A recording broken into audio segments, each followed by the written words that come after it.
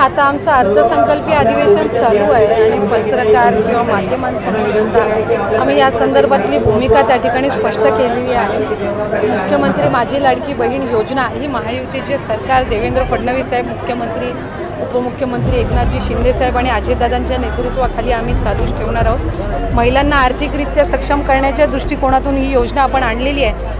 आता पुढचं पाऊल याच्यामध्ये महिलांमध्ये आर्थिक साक्षरता आणणं म्हणजे फायनान्शियल लिटरसी ही त्यांच्यामध्ये आणण्याचं आम्ही ठेवलेलं आहे आणि 2100चा बाबतीतला निर्णय आमचं महायुतीचं सरकार योग्य वेळी जे आहे त्यानिमित्ताने घेईल। आम्ही लाडक्या बहिणींना दिलेलं वचन जसं 1500चं पूर्ण केलेलं आहे तसं 2100चं सुद्धा दिलेल्या वचनापासून आम्ही काही हरकत कधी घेणार नाही आणि लाडक्या बहिणींच्या आयुष्यामध्ये आनंद महायुतीच्या सरकारच्या माध्यमातून असाच चालतो। विरोधकांच्या नजरेत सुरुवातीपासूनच लाडकी बहीण योजना खूपच आलेली आहे। तुम्ही जर बघाल ज्या वेळेला 28 जून 2024ला ही योजना जाहीर झाली त्या दिवसापासून आजपर्यंत विरोधकांनी त्या योजनेची कधी प्रशंसा केलेली मी तरी ऐकलेली नाही। त्याच्यामुळे त्यांना माहिती आहे की ही योजना जी आहे महिलांच्या आयुष्यामध्ये त्या ठिकाणी चांगले दिवस आणते, आनंदाचे दिवस आणते। अशा पद्धतीची योजना आजपर्यंत कधी आली नव्हती, महायुतीच्या सरकारने पहिले आणली।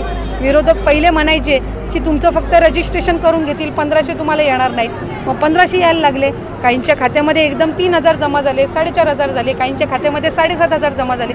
मग म्हटलं निवडणुकीनंतर बंद करतील। निवडणुकीनंतर पण डिसेंबर असेल, जानेवारी असेल, फेब्रुवारी असेल, मार्च महिन्याचा लाभसुद्धा सुरू आहे। ते विरोधक टीका करत राहणार। त्यांच्यामधलं जे नैराश्य आहे ते कुठं ना कुठं तरी या योजनेवर काढण्याचा त्यांचा प्रयत्न।